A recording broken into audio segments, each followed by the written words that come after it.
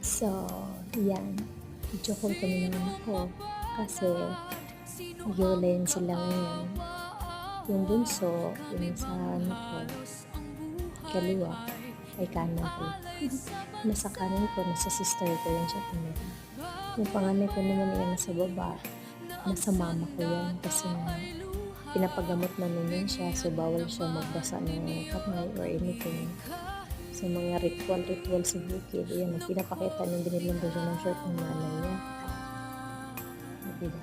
So, um, almost maglilimang taon na din. Magpa 5 years na akong single mom.